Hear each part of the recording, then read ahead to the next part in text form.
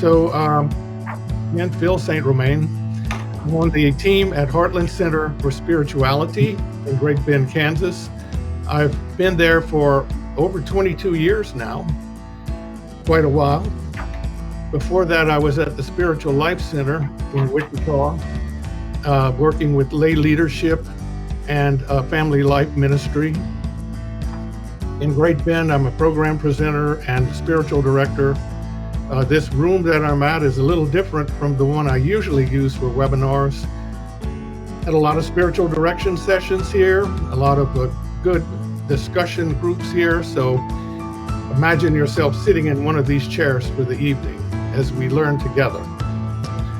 Other parts of my past include about 10 years in alcohol and drug abuse prevention and counseling, and a career before all of that as a biologist, where I got a master's and all the coursework toward a Ph.D. Married for 43 years with 3 grown children and 6 grandchildren. So that's a little bit about my background. All right, great. Goals for today, my part. This is sort of a part 2.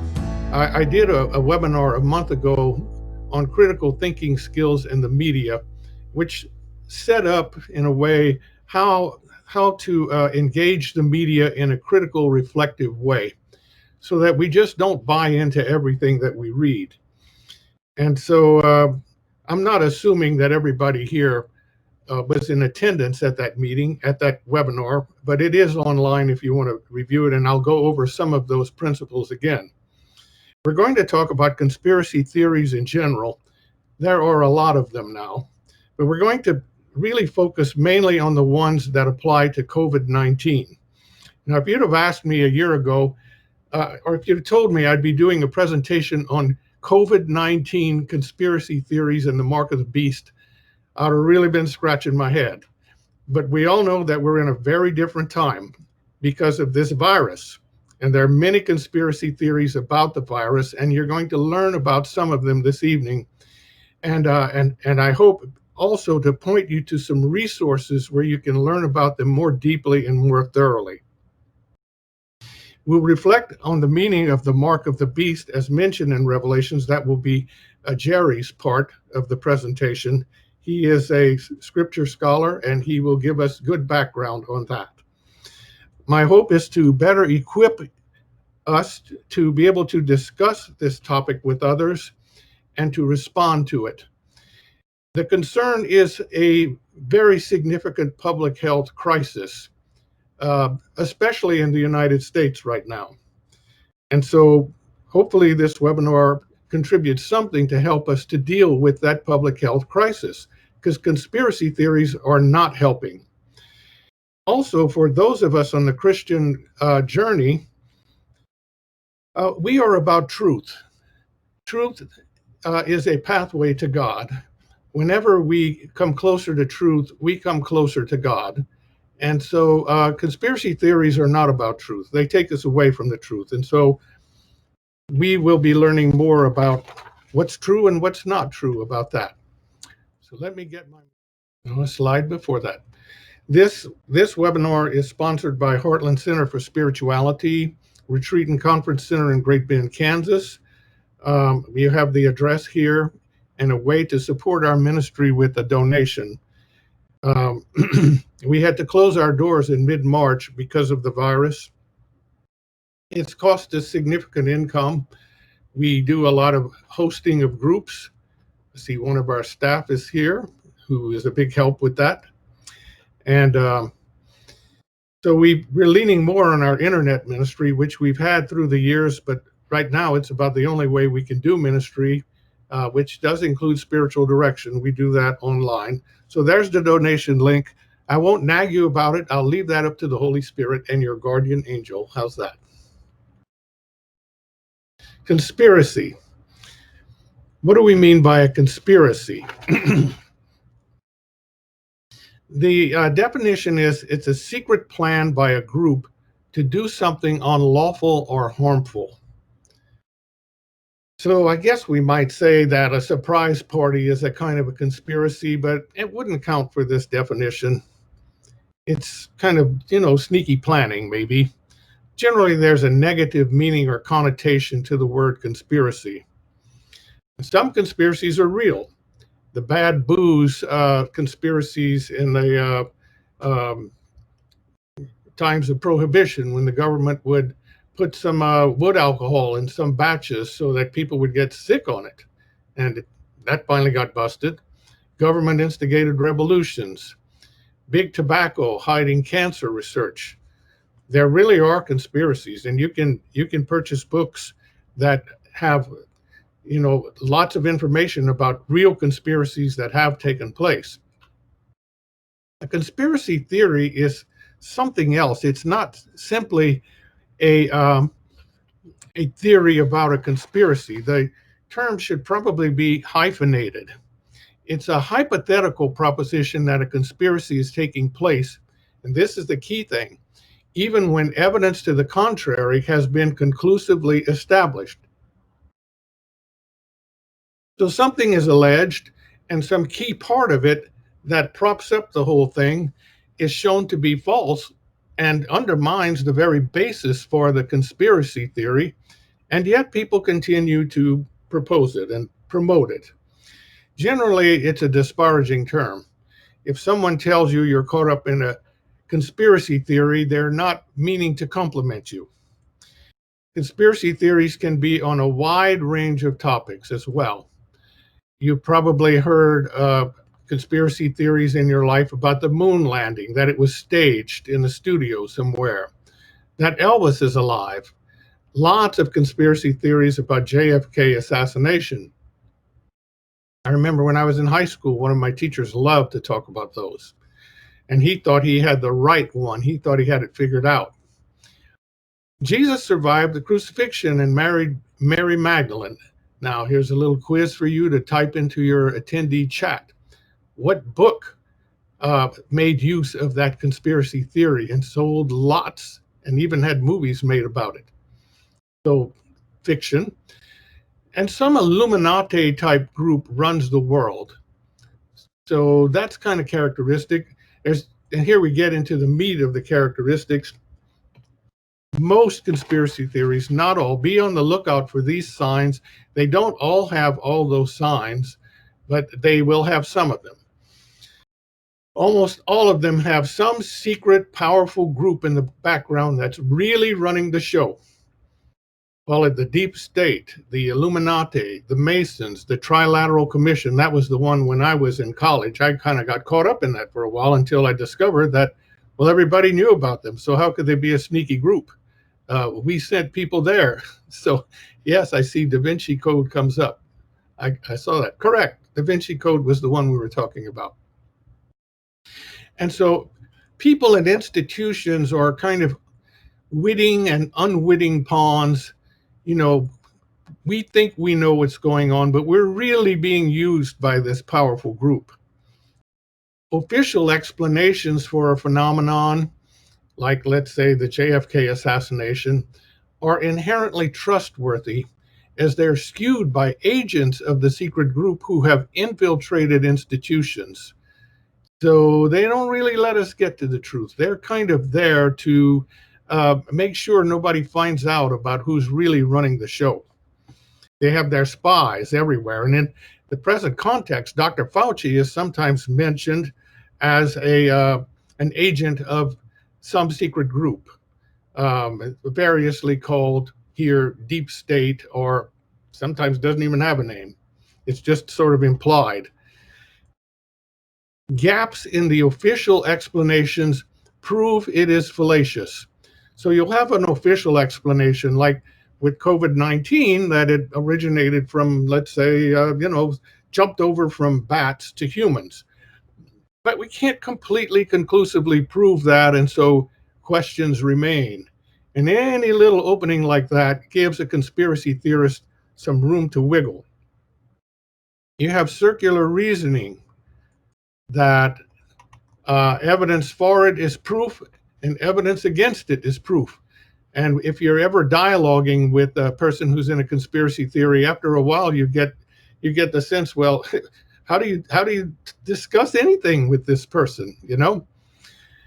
This is a big one too. Science is one opinion among many. It's just an opinion, and it's often a tool to control. I have some Facebook friends. I'm fairly active on social media who don't seem to understand science, and they look at how science has changed some of its explanations regarding COVID-19, let's say wearing a mask or something like that. It's like, well, science doesn't really know what it's talking about. They don't understand that as science accumulates more information, well, later on, it might have a different recommendation to make on the basis of this additional information. Here's the big payoff, I think. There are those who get it and those who don't. Yeah, you're a really special person if you are a believer in a conspiracy theory. You're part of some inner group who has the secret knowledge. It's a kind of a Gnostic situation. You know, you have the secret inner knowledge. And so that's the payoff that they have. They know what's really going on. A few conspiracy theories about COVID-19. Now, the one bad thing about this, as opposed to Zoom, I see you as little names there on the side, but I don't see your faces, and I think you probably would laugh at some of these. Uh, but believe it or not, there are people who are promoting these. First one, that it is spread by 5G. Say what? 5G. Well, if you have a mobile phone or cell phone, you are probably using a technology of 4G. Maybe some of you even have 5G phones now. It's a connectivity technology, and it's the latest connectivity technology. It makes use of radio waves. It can also be used to facilitate internet connectivity, and it's super fast.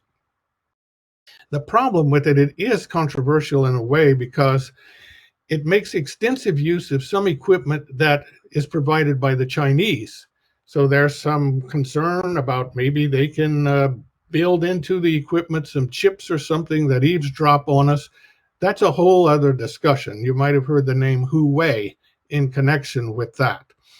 Um, but with COVID-19, it's like, well, 5G itself is making us sick. The towers are much closer together, and the kinds of waves coming out of those towers is what's making us sick. That the virus itself doesn't actually exist. I've been in dialogue with people, smart people with college degrees, who said it's not actually a virus. It's a syndrome, an immune response to 5G or to the flu vaccine. And you say, well, what are all these little round spiky things that people are showing in all their pictures? Oh, that's just some hypothetical that they've come up with. Ah, it's a plot hyped by the deep state to overthrow Trump. Trump turns out into President Trump in some of these conspiracy theories to be almost a messianic character. It's really why he's dragging his feet on masks and things like that.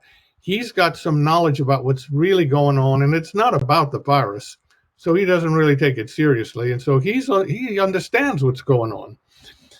The virus is a biological weapon from a Chinese lab.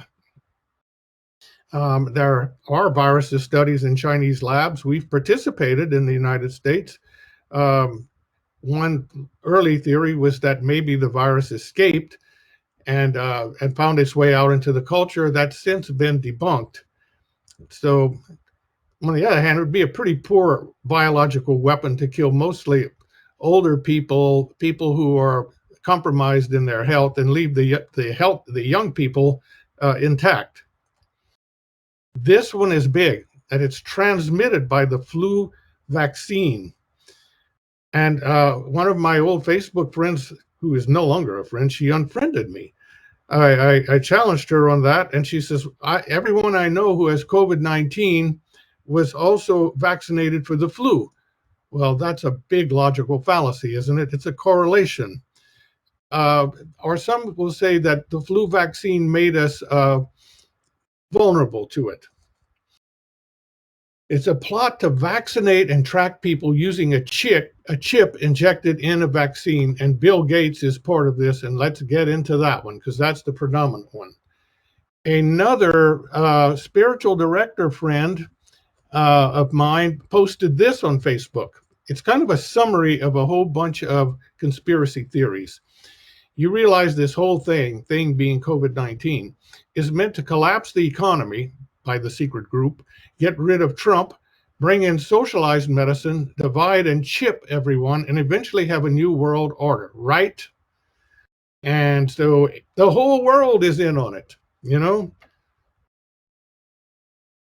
This one, I'm going to read it because it's being passed around widely and it begins to assume a religious kind of connotation. Simply put, the hidden hand of the dark world, the Illuminati, and the agents of Satan are at work. The whole thing was planned and contrived over the centuries, and they are firmly on course. They are trying to destroy us all and establish a new world order in the name of Lucifer and place us under the rulership of Beelzebub and the Prince of Darkness. Coronavirus, or COVID-19, is part and parcel of that unholy and evil agenda.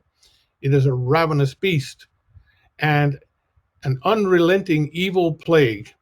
It is a demonic spirit that they cultivated and manufactured through the introduction and usage of 5G, and they invoked from the pit of hell. Wuhan, China was used as the launching pad, and it has been unleashed to bring panic, fear, destruction, chaos, death, and humanity, and to destroy our way of life, the world's economy, and the way in which we conduct our affairs on planet Earth.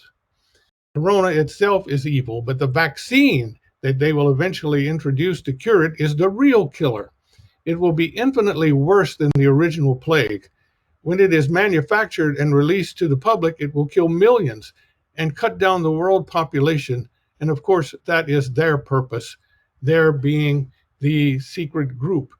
And what you noticed about that is rather well written, isn't it? I mean, every word is spelled correctly. It's grammatically correct.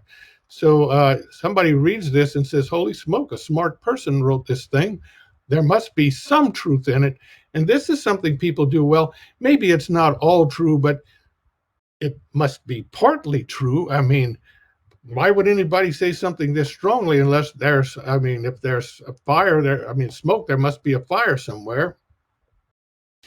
Next example of these conspiracy theories was the movie Plandemic, which is a 26-minute video widely circulated on social media by a Dr. Judy Mikovits, who was interviewed. And Dr. Judy was once known as a person with an interesting idea that a virus was implicated in chronic fatigue syndrome. She had an important paper on that, but it was eventually debunked. So she lost some credibility. That video promotes various conspiracy theories about COVID-19, among which are that masks are harmful and actually activate the virus. Hydroxychloroquine is an effective treatment. That's also been debunked. Flu vaccine increases the odds of getting COVID-19. So it's nothing about pandemic that is helpful to public health. It undercuts what our public health officials are trying to do, doesn't it? This slide shows you how popular Plandemic was, how just in a short period of time, it had over 2.5 million interactions. Now, social media has managed to pull it down since because it has been rebutted on almost every point. But it spread like wildfire. And one of my spiritual director friends contacted me about it and said, what do you think about this? So I had to do some research and finally said, there's too much here that's just not right. Contributing factors, the ignorance of science at work here. People don't understand how science works. They don't take it seriously. Distrust of social institutions, the media in particular, are all over the place. And so who are you going to believe? Social media gives us a means to uh, spread misinformation. It's loosely moderated. Anybody can put anything up and spread it around. Cable news also can politicize and proliferate misinformation and has sometimes done so.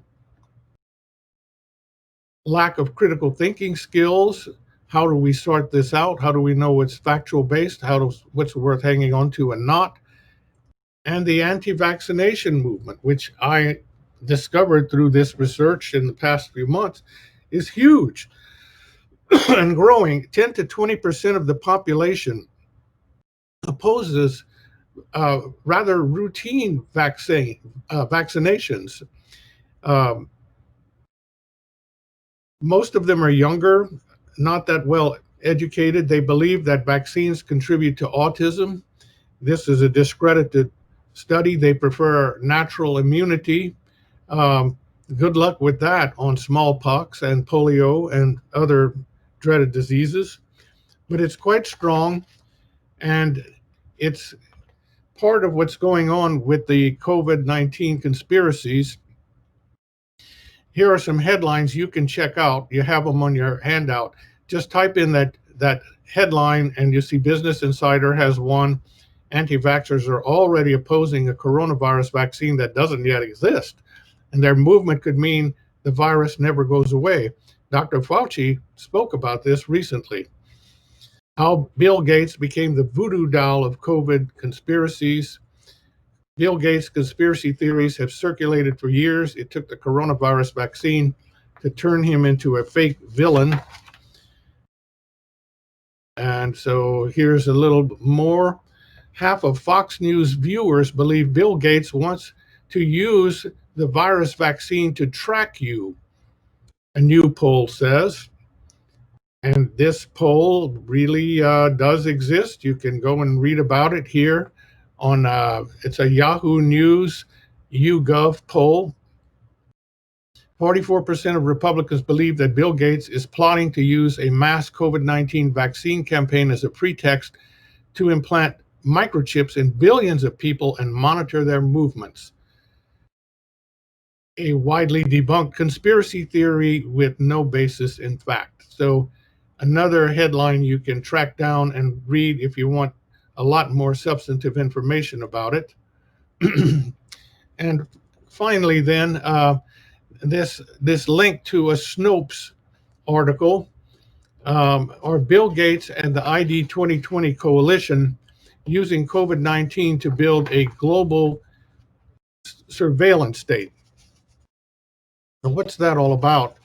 Have a few remarks about that, then I'll hand it over to Jerry. Gates supports vaccination. He's given hundreds of millions of dollars to support vaccinating people throughout the world to eliminate diseases that have ravaged populations, especially in third world countries. With regard to COVID-19, he has strongly approved the South Korean system of contact tracing, of using your phone to find out who you've been close to that you might have passed the disease on or caught it from. He's also funded research into what are called quantum dots, molecular structures that react to infrared light to help indicate vaccination status.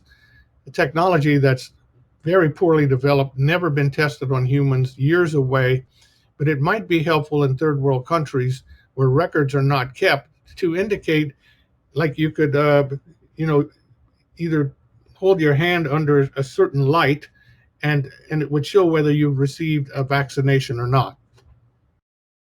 ID 2020 is something different.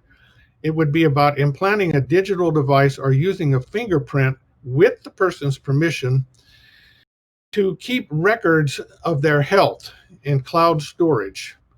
It's not injected by a vaccine. And so Gates has been involved in several things. You put it all together in a kind of a paranoid way, and it can sound like Bill Gates, a big supporter of vaccine, is working for this inner secretive group to use vaccines to install some sort of identification and tracking device that will enable the government to find out where we are and what we're doing. And where they go with that, then, in some cases, is evangelicals. It's not just evangelicals. Well, I guess it's mostly them, but I've found Catholics believing this. I've found other people from various Protestant denominations believing that there could be some sort of interface with this tracking with this idea of the mark of the beast in the book of Revelations, chapter 13, where he says,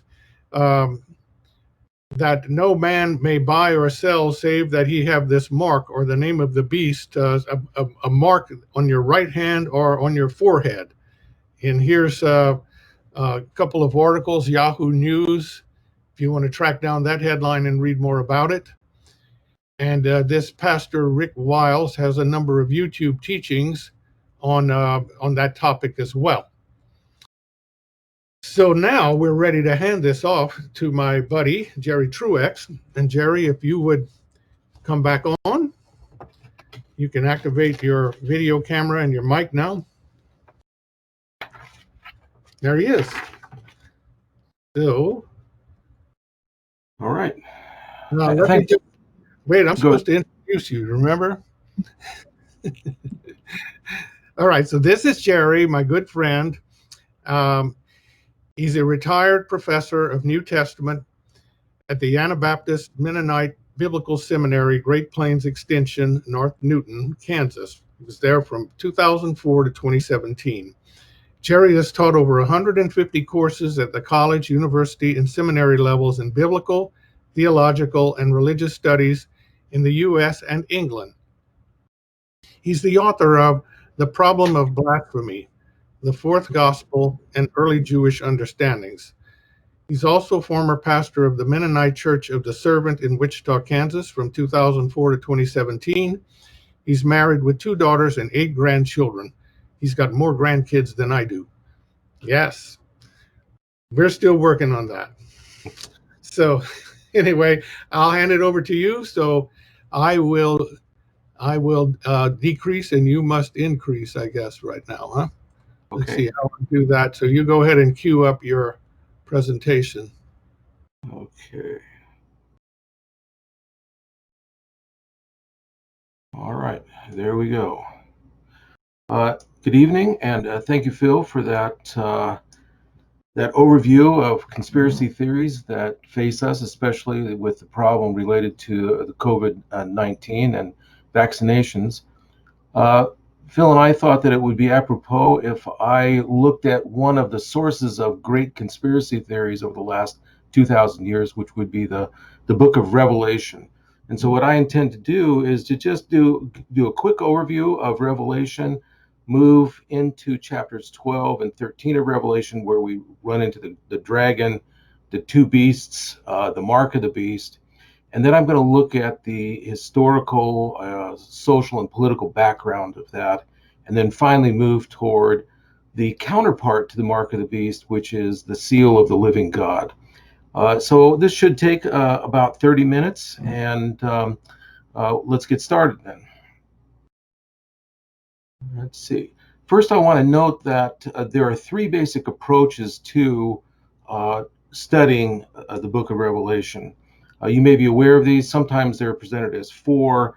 There's a variety of terms, but this is how I organize the material. First, there's an historical approach, which is sometimes called preterist. That means it sees everything that is in the book of Revelation as having been fulfilled back when it was written. And it was written probably between 90 and 95 AD during the reign of Domitian. So I place Revelation in that time zone. It's employed, the preterist approach or the historical approach is used by scholars who use various historical and sociological models. And what that means is that we take Revelation and we compare it with other ancient literature, other ancient apocalypses, other ancient pseudepigrapha, other writings by Jews and Christians and Greeks, and that illuminates what Revelation might have meant back then and there. Now, number 2, a very popular way to interpret Revelation is called the futurist approach. Revelation is seen to reveal things that are to come. So it predicts the future. Either it predicts the whole history of the church or the past 2,000 years. That is, as Revelation unwinds, each section of Revelation seems to correlate with specific eras in the church chronology of growth.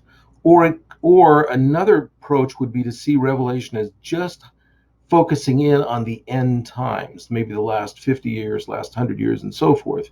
But in either way, Revelation is seen as a book that unfolds or reveals the future. Finally, there's a symbolic approach.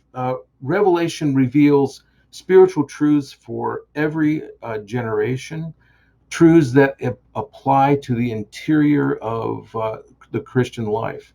Now, there are images in the book of Revelation that can reveal great truths about God. Revelation can reveal things about God, evil, the struggle that each of us experience in every age, every culture, in every individual's experience. So that would be the three basic approaches. And my approach will be the historical approach, but I've come to really value the symbolic approach as well. I think Revelation reveals something to you and I here and now about our own existence, our own struggle with God, good and evil. Now, let's see. There we go. Now, what I want to do is just take a look at who the book of Revelation was written to. So you can see on the upper left, this is a painting of John at the island of Patmos. This is not the Apostle John, but probably John the Elder, somebody that was in the sphere of influence of John the Apostle. Revelation chapter 1, verses 10 and 11 begin by saying, and this is a revelation of Jesus Christ to John at Patmos, and the whole book, all 22 chapters, is a revelation given to John by Jesus. So here we have verse 10. I was in the Spirit on the Lord's day, and I heard behind me a loud voice like a trumpet saying, write in a book what you see and send it to the seven churches, to Ephesus, to Smyrna, to Pergamon, to Thyatira, to Sardis, to Philadelphia, and to Laodicea. So you can see on the map on the right, this is contemporary Turkey. You can see where each of those seven cities are located. And so that becomes very important for discovering the historical background for the book of Revelation, because we can go to each of these cities and excavate archaeological sites there, which give us a tremendous amount of information about that period. And so we'll look at some of that as we move forward. Now, the structure of Revelation. I'm going to look at this very quickly, but this is my own map of Revelation with some artwork down at the bottom. I divided into about 6 different sections. You can see that the book at the very near the top, God begins by speaking, and then in the second section, God judges the great city, which would be Rome. And then at the end, God redeems the holy city. So this is the general trajectory of the book of Revelation. We can see in the very first section, the blue section, Christ comes to John, and he has John, the Spirit writes 7 letters to those 7 churches, which I just mentioned. Then in the green zone, John is taken up into heaven, so by an angel. The heavenly door is open, and now from chapter 4 on, John is in heaven viewing the rest of this narrative. In chapters 4 and 5, John goes up to the throne room and sees God on the throne. Actually doesn't see God, but sees a great light. And also the Lamb of God is standing on the throne as well. That's kind of interesting. Then we find that there's a scroll. The scroll is opened with 7 seals. And then we find 7 trumpets. Each are describing great catastrophes that will come upon the planet Earth. Then in the yellow zone, we find 7 more symbolic visions, and we'll stop in chapters 12 and 13 on our journey here. Then in the, I guess that's kind of an orange zone, we find the great harlot or the great prostitute, which was just a symbolic satirization of Rome and the defeat of Rome. And finally, at the end of the book, we find a great victory for Christ. Christ comes and defeats the powers of evil, the dragon and the beasts. There's a millennial kingdom. Finally, there's the resurrection, and the city of God comes down to planet Earth. So that's kind of a quick overview of the book of Revelation. It uses a lot of very symbolic language. Some of it is very grotesque, quite memorable. Now, I want to point this out that we find 6 cycles of visions in the book of Revelation. Uh, we have on the left-hand side, we have warnings, and on the right-hand side, we have encouragement. So in the warnings, we have 6 visions of suffering and violence. So if you look at number 2, for example, we find the 7 seals being opened. Each one of these brings portents of catastrophe. We find the four horsemen of the apocalypse in this section, Revelation 8 through 11. Its counterpart is an encouragement, a vision of God's triumph. And so the counterpart to number 2 is 144,000, a great multitude in heaven, and they're sealed with the seal of the living God. So with the book of Revelation, it seems almost very repetitive. It's not a clear chronological sequence. They they they don't give a future. They don't give a chronological unfolding of future events, but rather they give alternating messages of warnings and then encouragement, and it's designed to inspire faithful endurance.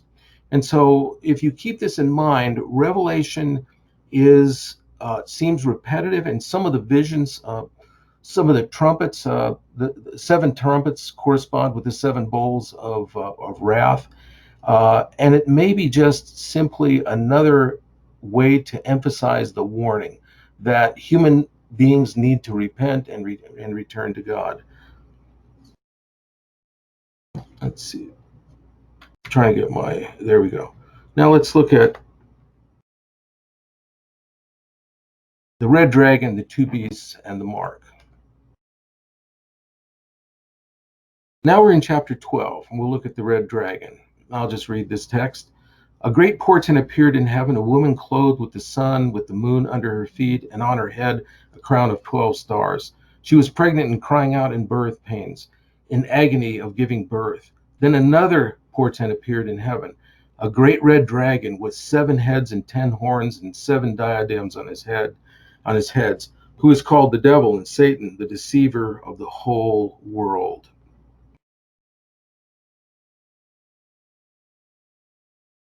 Who or what is the red dragon? Chapters 12 and 13 reveals the invisible powers at work behind the scenes for the 7 churches at Asia Minor. So this is being written to those churches, and this made sense to them. B, Revelation 12 and 13 offers images and a story, really a myth, about the powers at work in and through the Roman Empire. It presents a cosmic struggle between good and evil. And so you notice that the dragon, of course, is identified as Satan and the devil. It has multiple heads, horns, diadems. It has a very destructive tail which sweeps down the stars from heaven.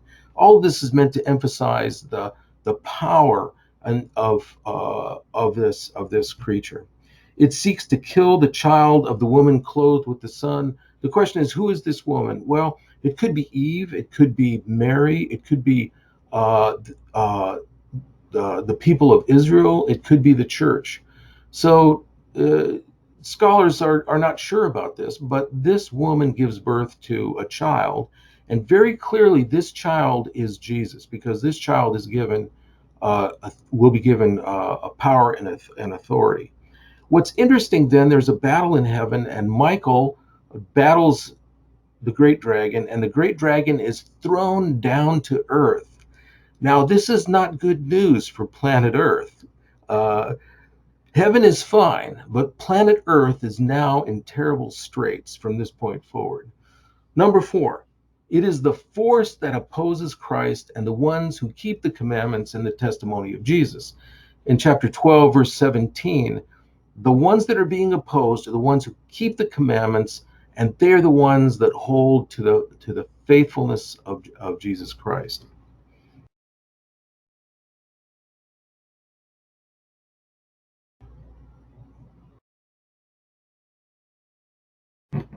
The first piece happens to be the imperial state, Revelation 13, 1 through 2.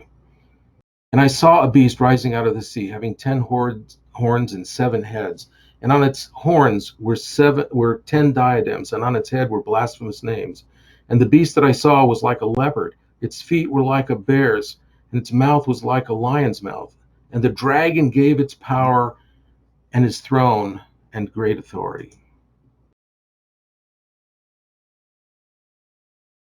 Who or what is the first beast? Now, set in the first century in Asia Minor, in the latter part of the first century, we can deduce that it is a reference to the Roman Empire, and particularly to the emperor at that time.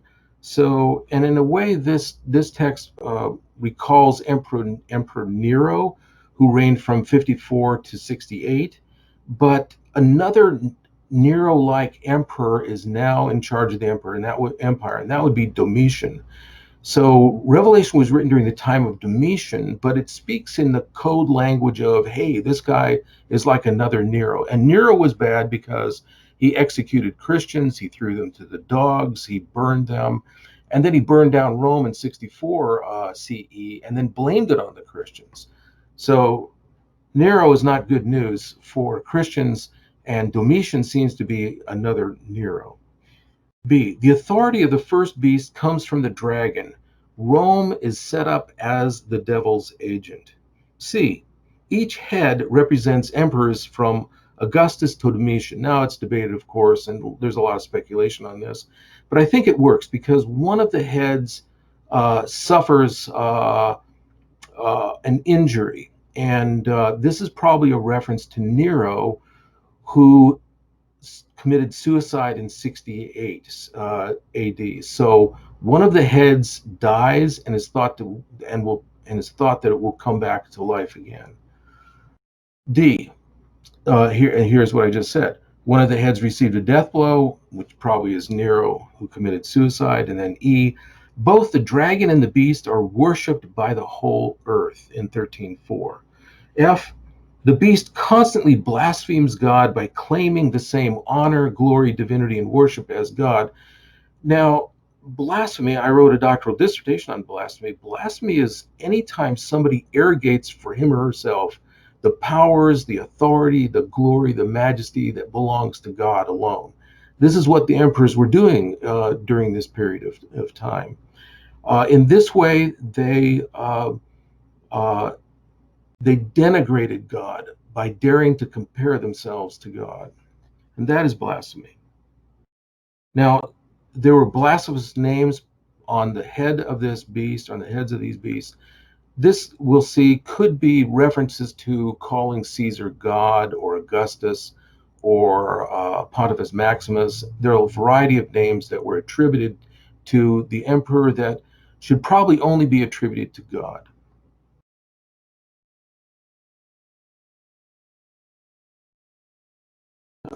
My slides do not advance very well. The second beast, these will be client kings.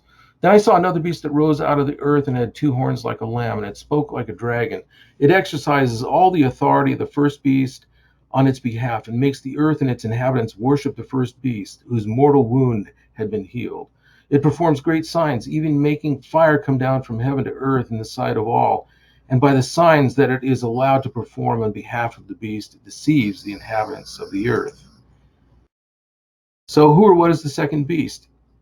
This beast promoted emperor worship. This beast probably corresponds to the city and provincial rulers of Asia Minor who linked worship of their gods in their temples with various Roman emperors.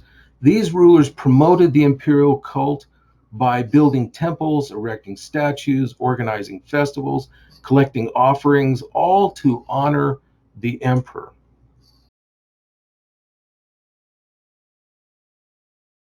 These rulers were really, in many ways, political sycophants. They solicited the emperor's favor and blessing for their cities or for their regions.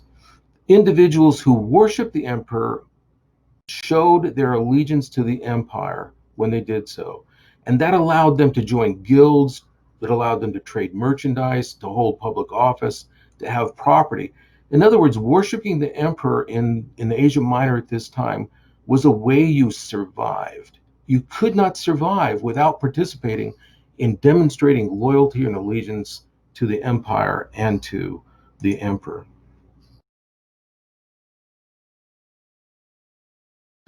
Now, the mark of the beast, Revelation 13:16 through 18. He, that is the second beast, required everyone, small and great, rich and poor, free and slave, to be given a mark on the right hand or on the forehead. And no one could buy or sell anything without that mark. It's a charigma, which is either the name of the beast or the number representing his name. Wisdom is needed here. Let the one with understanding solve the meaning of the number of the beast. I can't read that. For it is the number of a man. And this slide I can't read. So the number of the man, his number is, I can't read it on my slide, is 666. And in 14, then another angel crying with a loud voice, those who worship the beast and its image and receive the mark on their foreheads and on their hands, they will also drink the wine of God's wrath. There is no rest day or night for those who worship the beast and its image, and for anyone who receives the mark of its name. Here is a call for the endurance of the saints, those who keep the commandments of God and hold fast to the faith of Jesus.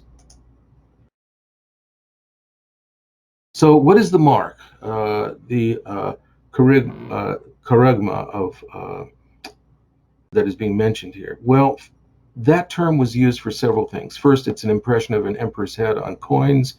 So the coin that you see here is a silver denarius minted in 31. On the front, you'll see the goddess Venus, and on the back, you'll see Emperor Octavian, who was the emperor from 27 BCE to 14 CE. And he's dressed as a military commander. And now what's interesting is the inscription. You may be able to see it there, but you have Caesar Divi, which stands for Divini, and then you have an F, Caesar DVF. You can just barely make out the F on the right-hand side of the coin. That means Caesar, son of the divine. So Octavian was calling himself a son of God, or the son of God, because his father was Julius Caesar, who had been deified or declared a god by the Roman Senate. And from this point on, the next 10 or 12 emperors all considered themselves and to be divine, and so did most people in the empire. Now, did they really think that they were gods with great powers and metaphysical capabilities? Probably not, but they were given the same honor and glory as God or the gods. Now, this charigma or mark could also be an emblem printed on paper or impressed into clay that authorized or validated documents. It could also be a tattoo or a brand that were put on slaves or prisoners of war. In the context of Revelation, though, such marks identified people or things that belonged to or were loyal to the emperor. So, in recent popular explanations for the mark, and this is important, such as implanting computer chips, credit cards, barcodes, and vaccinations, are unlikely because John is describing idolatrous allegiance in his own era. So once we place this text in that era, it does not mean computer chips that emerged in the 21st century. Now, to whom did 666 refer? Jews and Greeks assign numerical values to letters in their alphabets, which is called gematria. So you can take a look at the two different Greek alphabet, or the Greek alphabet and Hebrew alphabet on the right. You'll notice that in the Greek alphabet, you have alpha is 1, beta 2, gamma 3, on down to iota, which is theta, which is 9. So the first 9 characteristics are single-digit numbers. And then beginning with iota is 10, kappa 12, and it goes down to kappa, which is 90. And then from there on, it takes leaps of 100, 200, 300. So they didn't have Arabic numerals then, and so they used their alphabet to identify the numbers. The same is true for Hebrew. You can see the Aleph is 1, Bet is 2, Gimel is 3, and so forth. So by adding the value of these letters, the they could come up with a numerical equivalent of any word or any name. So the name for Jesus is Jesus, and the numerical equivalent of that is 888, 888. Now, this is not, and I repeat, this is not an invention of modern interpreters. This was invented by them back then and there. Now, Revelation 13, 17 through 18 identifies the name of the beast as the number 666. That name must have been known to John's audience during Emperor Domitian's reign. The name of the man could not refer to a later pope, a president, or world leader. Why? Because the original readers would not have understood that. So when we're trying to understand Revelation, we have to put it in its original context. And in blue, I have here, a text cannot mean what it never meant. That is, the original meaning anchors the text in or to the original audience. And any future interpretation has to be congruent with that original one. Sure, you can derive implications and personal significance from that text, but it has to be rooted in that first century interpretation. If it wasn't understood in the first century, then it could not be a possible, a legitimate interpretation.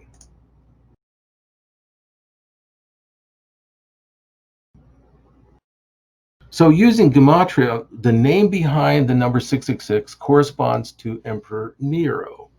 You can see, and this is in Hebrew, reading from right to left, it's Neron Caesar, where the noon is 50, the resh is 200, the halam is 6, the noon is 50, and then the kappa is 100, the samach is 60, and the resh is 200.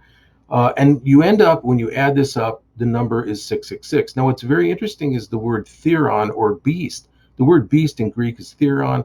And when you translate that into Hebrew and you come up with a gematria for that, the number of the beast is 666. Theron is 666. And the number of Nero is 666. So that's kind of an interesting correlation. So the number 666 points to Nero. But symbolically, it could point to any emperor who had Nero's characteristics, such as the Emperor Domitian. Now, at this point, I'm running out of time. It's 8 o'clock. I have a number of slides that I wanted to show about emperor worship and imperial religion. So I'm just going to breeze through those. Let's see if I can breeze through those very fast. We can see this is Emperor Domitian. He's accused of self-deification by ancient historians. He insisted on people calling himself Dominus et Deus Noster, our Lord and God, on public documents and in all public appearances, according to Dio Cassius' Roman history. Melito of Sardis called Domitian a second Nero. Now, I want you to consider, in contrast, we find John 20:28, where Thomas addresses Jesus as my Lord and my God. The claim to be Lord and God in the first century was as much a political statement as it was a metaphysical one. So what we have are two rival kingdoms. On the one hand, we have the empire and the emperor, and on the other hand, we have Christ, who is Lord and God for God. I'm gonna. This is a coin which basically identifies Domitian as God. Um, then I look at a temple where emperor worship happened. It would happen. This happened at Aphrodisias Temple, just south of all of the cities that are being written to in the Book of Revelation. And my slides advance very slowly. This is a sculpture of the Sebastian, and then we have. If this advances, my screen is freezing on me. Now, this is a sculpture that is found at that place. This is a sculpture of Emperor Augustus striding across the earth. Uh, the earth figure on the left hands Augustus a cornucopia of produce from the land. That corresponds to the second beast. And then a sea figure on the right hands him a ship's rudder, and that corresponds to the first beast. So you can see that the theme here is that prosperity on land and sea happen when everything is under the divine rule of the emperor. And then I wanted to look at religious persecution. When we look at Revelation, we find a great deal of persecution, imprisonment, martyrdom, potential martyrs, betrayal in the synagogue, John's own exile at Patmos. We find rich exploiting the poor, the blood of saints and prophets having been shed. Now I'm going to skip a section here very quickly and get to the end. Pliny's letter to Trajan would have been fun to read. Maybe you can read that on your own. I'm just advancing through here. When we look at that letter, what do we learn from Pliny's correspondence with Emperor Trajan? Well, the first thing is Christians were assumed to be enemies of Rome. Their allegiance was to Christ, not to Rome. Second, they sang hymns to Christ as if Christ were a god. They pledged to live moral lives. They were perceived to be political religious groups that opposed Rome. This all comes out in Pliny the Younger's letter to Trajan. Pliny was the governor of Bithynia between 98 and 117. And Christians were brought to trial before him, and if they did not worship Caesar, they were executed. A person was not a Jesus follower if they offered incense and wine before the image of the emperor, if they cursed Christ, and if they confessed Caesar as Lord, Kurios Caesaris.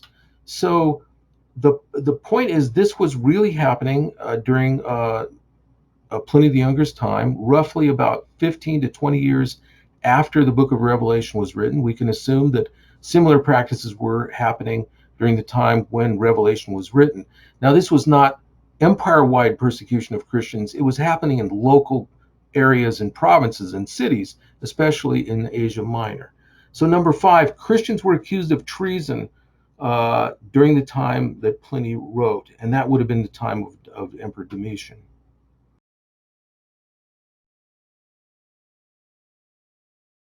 The mark of the beast we've talked about. I'm going to skip that and move on to the seal of the living God, the last 2 slides. Now, counterpoint to the mark of the beast is the seal of the living God. Revelation 7, 2-4, I saw another angel ascending from the rising of the sun, having the seal, its spragies, of the living God, and he called with a loud voice to the 4 angels who had been given power to damage earth and sea, saying, do not damage the earth or the sea or the trees until we have sealed the servants of our God with a seal on their foreheads. And I heard the number of those who were sealed, 144,000, sealed out of every tribe of the people of Israel. And then in 14:1, then I looked, and there was a lamb standing on Mount Zion, and with him were 144,000 who had his name and the Father's name written on their foreheads. And the last slide, we see that there was supreme hostility to Christians from Emperor Nero. We get that in the historical context. He condemned Christians to be torn apart by dogs. He offered some Christians to be crucified. He burned some alive. This is Tacitus's Annals. The mark of the beast then symbolized this allegiance to a totalitarianism, to a certain amount of economic injustice, for disregard of human life as displayed by Nero and by Domitian. In contrast, the seal of God symbolized those who kept the commandments and held fast to the testimony of Jesus. So those who have the seal worshiped God alone. They faithfully endured suffering as Christ endured suffering, and they resisted demonic and oppressive political structures. Okay, that's my presentation. Hey there, bud. Yeah. We have a question from an attendee. So the number 666 or the name of the beast can be applied to any person or leader who exhibits the same characteristics as Nero. Would that be like even in our time, taking that symbolic approach you talked about at first, you know? Yes. Yeah. That's a very good question, and in my own judgment, that's true. That is the implication, and that becomes a significance for us today. The thing is that down through 2,000 years, we've had plenty of people, known and unknown, who have demonstrated the characteristics of Nero. So I think that in any age, in any culture, with any individual or any society, you'll find Nero-like individuals. They're dangerous. They're playing the role of the first beast, and we might see behind them is the power of the dragon. And our response is to remain faithful. It is to suffer if need be. It is to resist that type of power. Okay, but no relevance whatsoever to a vaccine in terms of the mark of the beast. That's right. The vaccine has, as far as I can see, there's no way to connect the dots to somebody like a Nero-like figure here. But faithful Christians might disagree on this. Yeah, maybe if they do buy into an Illuminati type group that is about evil, that awful reading that I read about the power of Satan, and this has been at work from the beginning, and there's this secret group, and they're going to use the vaccine. Of course, like any conspiracy theory, part of my presentation was to demonstrate that the technology to do that isn't even available in the first place. Yeah, I think with your presentation, Phil, you focused in on science, reason, evidence, and that is necessary. We have to go beyond Scripture. And so what you presented a case for, let's not get all worked up about COVID-19 and the vaccine. We're not going to get that out of Revelation. We're going to get that out of using our heads, which God gave us. Yeah. So here's another question. Thinking about the presentations, I can see where scripture was written for another time, but I see it as applying to all time, just as God's truth is always true. The conspiracy theories are just something, as you have mentioned, to remain faithful and to believe that all will work out for those who love God. Comment on that? Yeah, I agree with that. That as Christians, we take the Scripture and we understand it and what it meant back then and there, but then we can work out implications and we can work out the significance for our own life. For non-believers, the Scriptures have no significance, but for believers, the Scriptures have significance. And what is this text telling us about ourselves and our culture? So for me, when I read Revelation, it's calling me to remain faithful, to endure, to resist, not to use violence. You'll not find any Christians in the book of Revelation using violence. We stand up to the devil and his minions. Uh, Mm. that is what Revelation is calling us to do. Oh, another question. This is for the the COVID-19 part. I know several people who say that there is no reason, no need to follow social distancing guidelines or wear a face mask if we truly believe in God. Hey, hey, hey, hey, hey. One of the first high-profile deaths from COVID-19 was this bishop in, I think, where, Virginia or North Carolina. Remember early on in the lockdown where they were trying to identify what were essential businesses and non-essential, and he said church was an essential, and he continued to hold services, and 2 weeks later he was dead. So uh, uh, that's not really how it works.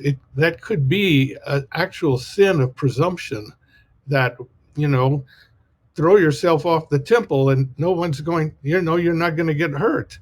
uh, God, it doesn't work like that. That those who believe in Jesus don't need to wear masks or things like that. I don't think so. I think, as Jerry just said, he gave us reason. He gave us the discipline of science to study how this virus works, what helps us to stay healthy. And listen, science is a messy thing. Some of you know that already, but it seems a lot of people in our culture don't understand that science doesn't come out with black, white, final answers. This is a new virus. We learn as we go. And so, what was emphasized in What's emphasized now wasn't emphasized earlier because we know more about it now. Uh, but if we truly believe in God, we don't have to take care of ourselves. Okay, try driving in the middle of the road then, or or going out in the snow and seeing if you get cold and freeze to death or something. It's all about learning to adapt ourselves to the world in which we live in nature. Any comments on that, Jerry?